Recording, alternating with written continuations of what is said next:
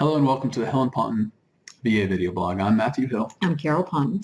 And today we want to talk to you about individual employability. And we want to talk to you about a set of cases that most people don't know about and end up being very hard cases. And those are the cases where the veterans do not meet the rating threshold to receive unemployability benefits. And so we get this question all the time: what do I do when my rating is not high enough to get? Well, let's tell them, in order to get unemployability, you have to show that you have one rating that's 60% or a combination of ratings at 70% with at least one of them at 40%. Okay, so say you don't meet that, but you can't work because of your service-connected problem. And the thought comes to mind is migraines, headaches. The highest rating you can get for that is 50%. So that's the only rating you have. And so at that point, you can't work, and a lot of times we see veterans like this who are actually already receiving Social Security disability because of the migraines. But if you can't work and you've maxed out on your ratings, there is what I call a backdoor to unemployability. Carol just laid out what is necessary in the majority of the cases, those ratings. If you have one of those ratings, the 70%, like she said, or the 60%, you can be granted unemployability by your regional office. They can grant it right there, or if they deny it, you can go up to the Board of Veterans Appeals and be granted there. And they're used to these cases. They work these cases. A lot of them are approved.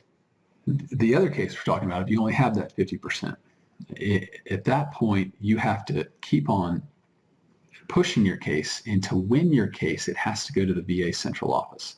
The director of compensation has to sign off on this.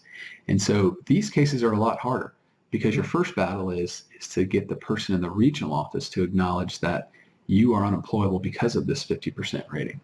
And once that, I'll call a line adjudicator, makes that decision, they have to give it to their supervisor, and that person has to agree.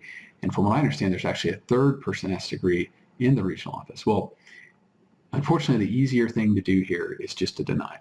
Right. And we see that all the time. We've handled quite a few of these cases, and I've never seen the regional office send it over. On their own.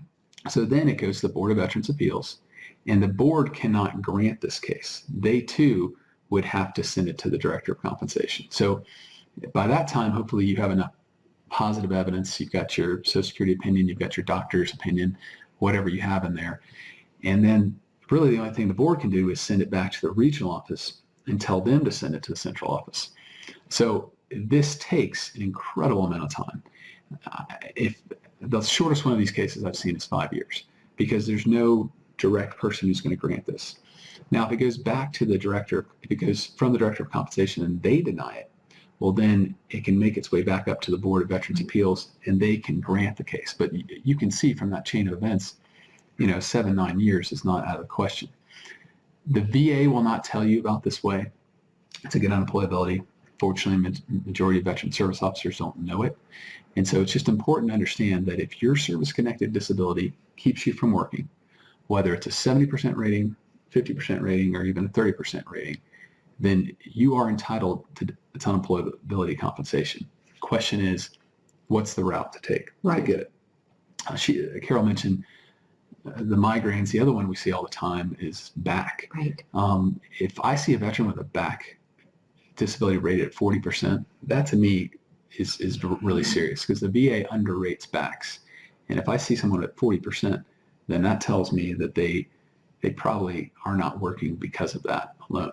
Right. And I have a case right now that has done exactly what Matt said. It's gone to the regional office. It's gone up to the Board of Appeals, Board of Veterans Appeals. The Board of Veterans Appeals sent it back and said, even though he has a 40% rating for his back, so he doesn't meet the regular IU, I'm directing you to send it to the central office and have them decide whether or not this veteran could work because of his back. So again, just remember, if you can't work because of it, you need to keep on pushing the case, but you also need to realize it's not going to be a short and easy win. Yes. Thank you for joining us today, and we hope to see you back on the space soon.